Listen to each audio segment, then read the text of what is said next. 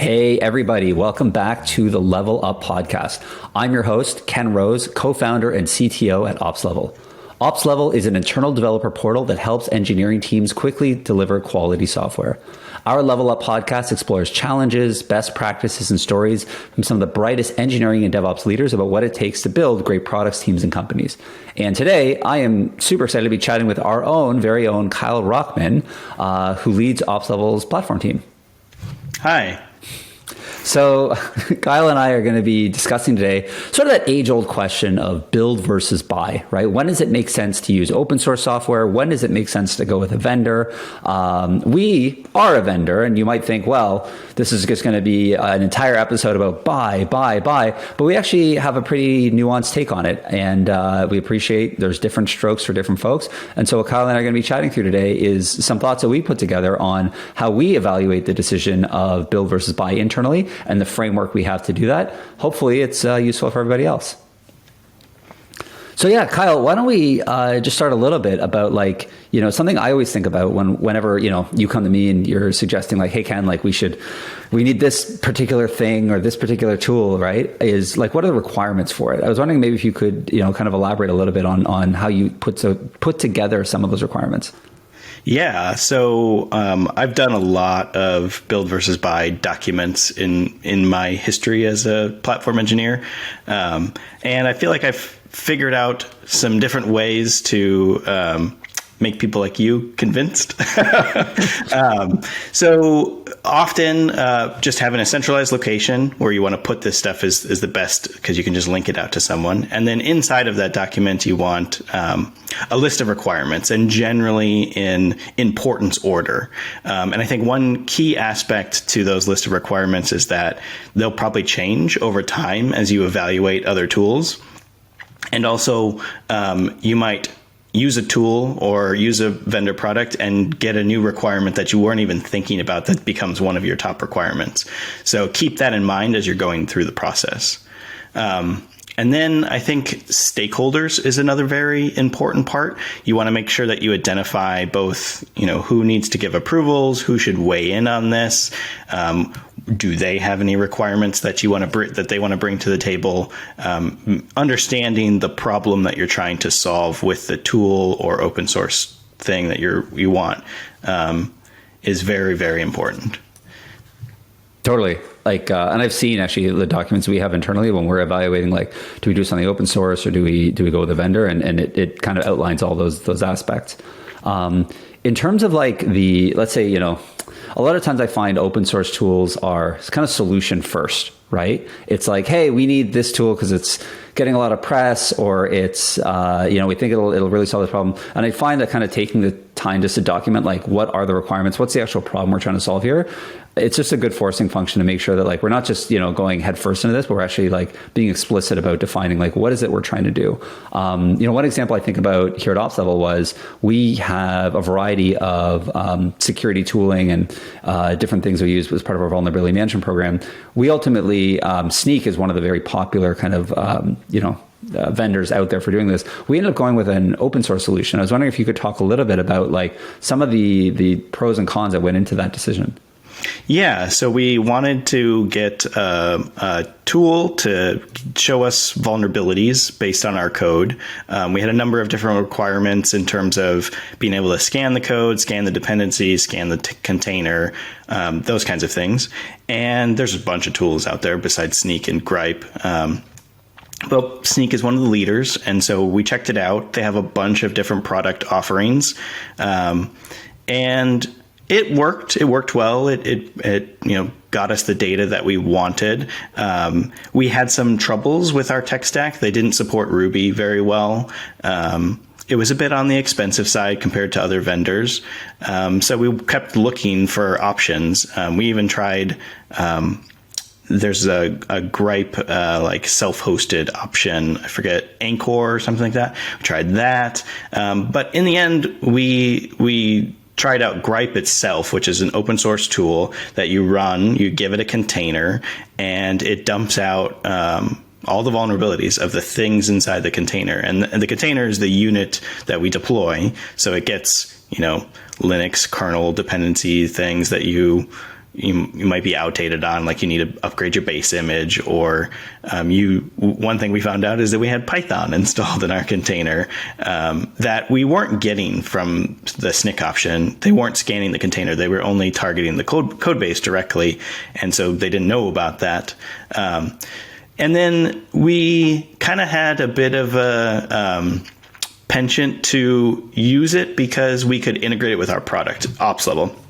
As people probably know, we use OpsLevel internally to manage OpsLevel.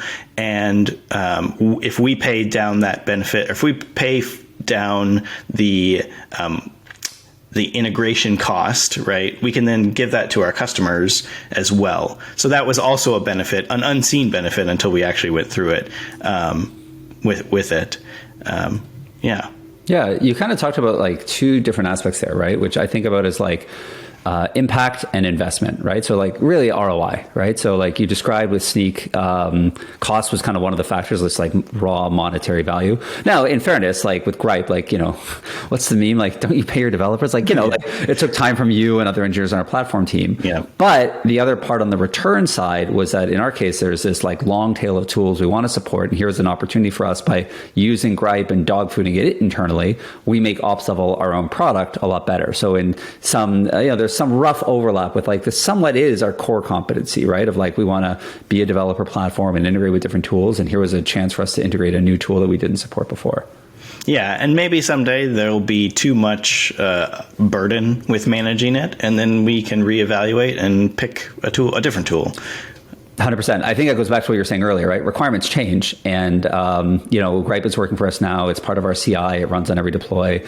But we might decide, like, I don't know, we found a vendor with a better vulnerability management database, right? If I'm going to keep on the vulnerability management example, where that becomes then something that we want to change.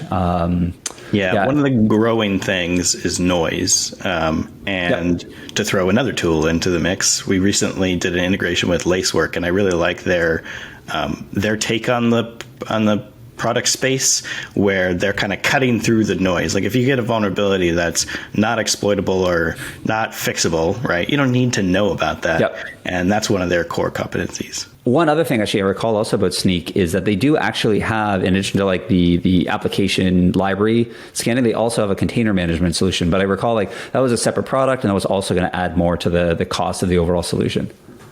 Yeah, exactly. And so you have to take those requirements or those different aspects into your requirements, and Gripe does it all in one scan, one go, and can send the data to OpsLevel in one go. Yep.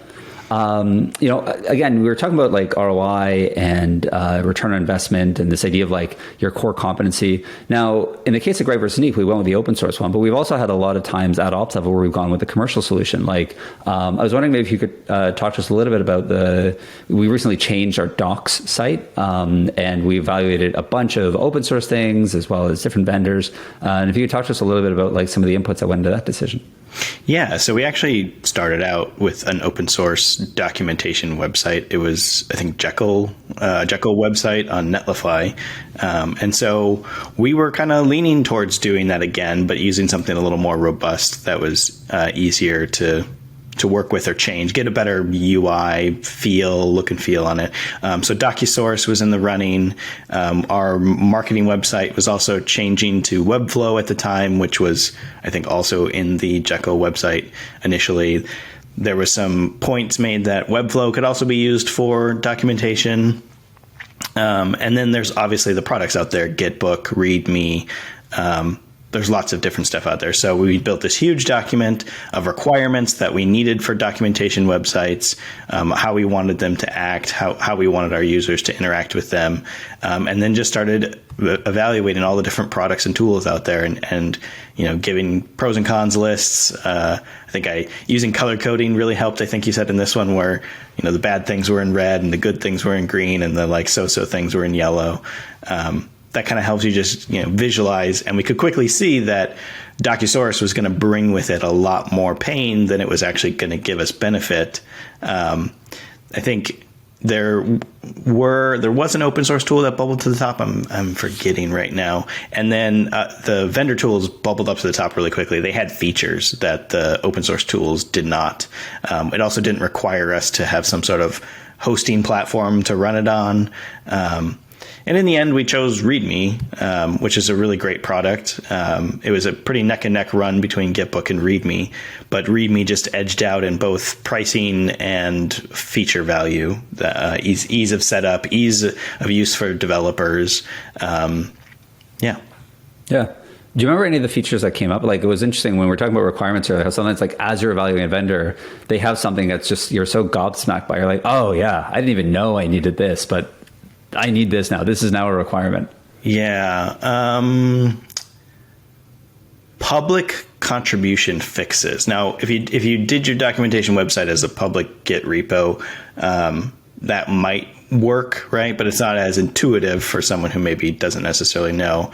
README and I think Gitbook just had in-page like suggested edits as a feature, and that was not something we were thinking about, but that added to our list of requirements. It was lower, right? But it was like, whoa, this is a thing. Like, we can have our customers, we usually get those messages, directly from our customers in some sort of review, and then it has to go through like a ticketing process. They can just be in the website, click, make a change, and it suggests to us to make that change.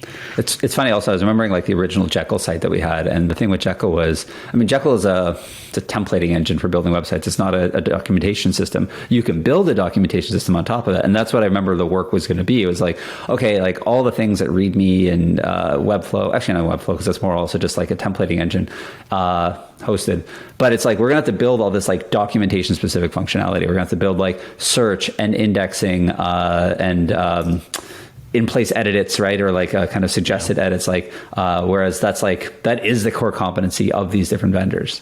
Yeah, and then also hosting. You have to host those websites, whereas README, Webflow, they provide the hosting for you, so you don't have to really worry about it. And they're responsible for the uptime, and we have uptime monitors on it. And not to knock against Netlify, but we did have some downtime with them. It happens, but yeah. I think that's actually kind of a related area, right? Because we've talked so far about like requirements, looping in stakeholders, ROI, right? Kind of impact versus investment. But I think now you're touching on another area as part of this framework, which is really like support, right? Like there's the hosting part, but if something goes wrong, that you know who to reach out to and that there's somebody that can take care of you. Yeah, totally. And that means a big thing when it's like your documentation website, right? If you're on call for it and, you got to get woken up in the middle of the night and, if you're having a third party vendor support it and you can't get a hold of them, which we had trouble with Netlify, like you're just at the whim. There was one outage that we had with Netlify where we're actually thinking of switching to Cloudflare Pages during the incident because it was taking so long. Now this might happen with README, but at least with README, we have a dedicated business person who we can reach out to, and hopefully, it's their bread and butter. It's not just website hosting. It's like their documentation platform, and hopefully they have a higher or better SLA or better response from the support because it's just their main product. Yep. And again, that support is ultimately part of the value you're paying for and can be tiered, right? I think when we were on Netlify back in the day, I think we weren't on their enterprise plan. We were on the business or whatever the plan before was, but we weren't paying for that. Like, okay, if you want somebody dedicated, you'll have one, because we were a much earlier stage company at the time. Now we're a little bit bigger. We do pay for that support, right? But like, it's part of the value that you get if that's something that you're going to want to prioritize. Yeah. And then when you take that in consideration that like README might be a little bit more expensive than the Netlify's tier that we were on, but we also have to then manage and update the website. Whereas we don't have to do that with README. If there's some, JavaScript, some vulnerability or whatever, they're taking care of it. We don't have to worry about it. Right. I'm thinking about another kind of tack here as well, right? We talked about ROI, but there's like return, there's investment, there's also like urgency, like how fast do you need a solution? And I think that's also another important part, because my net has always been build just takes longer. Like building software just takes long in general, and anything where it's you're choosing to build over buy will generally take longer because of the complexity of like customizing something to your use case. Yeah, and you got to take away resources internally to go build it, or even if you're pulling it off the shelf open source tool, you still have the dedicated internal resource to implement that at your organization into wherever it needs to be implemented. And And generally with vendor products, the implementation lift is less. So that person can be doing other things, or it's only, a tiny percent of their time, not 50% of their time to implement it. Yeah. Yeah. Urgency is almost, it should be a requirement, but like it should also stand alone as its own kind of pillar of like, when do we need this solution implemented by, right? I remember, for example, when we first went for SOC 2, there's a whole lot of I'm going to call them SOC 2 in a box kind of products, right? Where like compliance management systems, right? That basically, or compliance management platforms that help you understand. And at the time it was urgent for us. Like we were having more and more customers. We were very fortunate. Our business is growing. And they were asking for like, okay, where's your SOC 2 report? So there was a high level of urgency. So the idea of like, well, we also could have like hired a security person full time and had that person manage this themselves and build out our own process around this. It just seemed way faster to use one of these vendors because like it was going to get us to our SOC 2 compliance that much sooner. Definitely. And also employees who are less skilled in that area are able to do it. So for example, I was getting us to SOC 2, and I've never really had any security experience. I'm not a security engineer. I'm a platform engineer. But with the tool as a crutch, I was able to get us SOC 2 in 3 months. Right. So it was like, just a great accelerant to be able to get us there. And now we have an ISO, and we have like, more structure built up, but it in terms of urgency, like using a vendor in that case for us provided just a great way to like unlock this new value for our business, which was, getting that checkbox, becoming SOC 2 type 2 compliant, more than checkbox actually, becoming SOC 2 type 2 compliant, implementing those controls, and just having more rigor in terms of our process. Which dovetails into like how you change, how the requirements change over time. And, you might have to redo one of those decisions. You might have to pull back and say, I don't need this tool anymore, this vendor tool anymore. I need this open source thing because I need the flexibility, or I have this team that can take care of it now. That's absolutely right. As I think about OpsLevel's own growth, late stage, let's say, a couple of years from now, like will a tool like a compliance management platform make sense for OpsLevel? You're absolutely right. We should reevaluate, because then we'll have a larger org, like a dedicated security team, and it'll be a chance to kind of just see if like the requirements we have are still the same as when we first purchased the tool. Or even just another vendor tool who works better at that scale or size of org. Yep. I think another dimension also we haven't really talked about is scaling, right? Like how far can either a vendor or an open source solution scale for your needs? One challenge, we haven't really faced this because we're still a small company, but I recall this at other companies where it's like, because of the size of the company, working with smaller vendors is difficult because like there's just too much data, and the vendor, it kind of then becomes, how important are you on their roadmap to be able to scale that? Whereas with an open source solution, you have that extensibility and you might have to invest in it, but then you can get it to scale, right, through kind of sheer force of will to do what you need it to do. Yeah, definitely. I mean, I think very, very successful companies scale up their product quickly so that they can meet the demands of the enterprise customer. But I think there can be points where you're just too big of a customer to come in and use it. You too much data, or I'm not sure where to go here. Yeah, I remember actually one anecdote. Like we were at actually it was Backstage Con, right? And there was a talk by someone from, I think it was HP. And my net takeaway was Backstage out of the box supports, on the order of like single digit thousands of services and components, right? So if you have like less than 10,000 things in your Backstage catalog, like Backstage can synchronize them in a relatively timely fashion. And HP had on the order of hundreds of thousands of things. And their syncing process was taking, I forgot the number, 20 hours, or maybe it was 9, but hours like of time to sync. And that meant that like any change, you had to like wait hours before like it was actually appearing in the catalog. So it was a really like just long turnaround time. And it was this one fellow who gave the talk, and I think he had a team, and they got it down to about 20 minutes, right? And I think he said then we still work to do. But it's a huge turnaround time. Now they had to invest a lot to do that, but they were able to do that because it's open source, because they can tweak it, because they can change it, because they can adapt it to the processes and the workflows that they have. Yeah. And, not everyone has those resources to dedicate to that. So sometimes you need to rely on a vendor tool to help get you there. That's absolutely right. Again, I'm 99% certain it was HP, not a small company, right? Yeah. Like one of the stalwarts of enterprise. And so to your point, like they absolutely have that resource and that enduring capacity already ready to go. Yeah. There's also like another hybrid model we can talk about, which is this idea of like managed open source, right? So it's open source, but like, hey, you don't have to worry about running yourselves. And we use that a lot internally at OpsLevel. I was wondering maybe you could list off some of the internal things we use. Yeah, so we use Amazon EKS to manage our Kubernetes clusters. And I think the model that this gives is one of power and flexibility without being too burdensome. You get a Kubernetes cluster, you don't have to worry about the control plane that much, but you still have access to put extra infrastructure inside of it. So you can use things like Cert Manager to deal with your certs, and then you never have to worry about rotating your certificates for your web app anymore.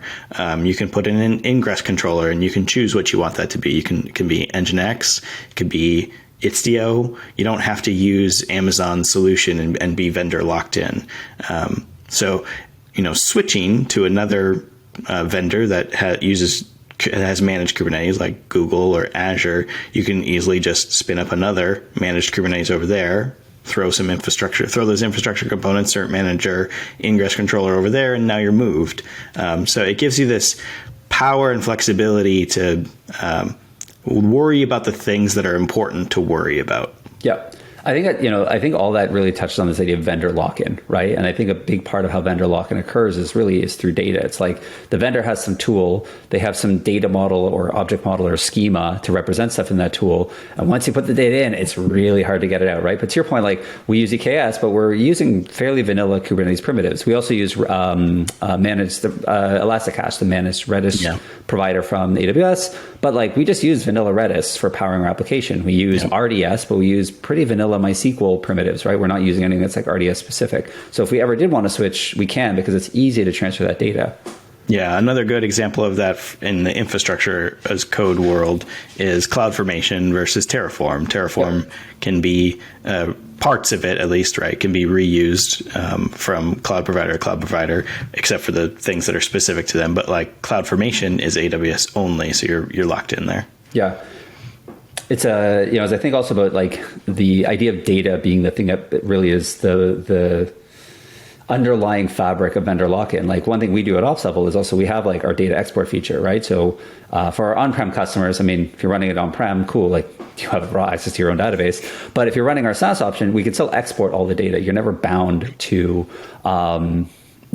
your data is stuck inside of our product in any way, right? We care a lot that you can like report and join and query and do whatever you want with the data that's there.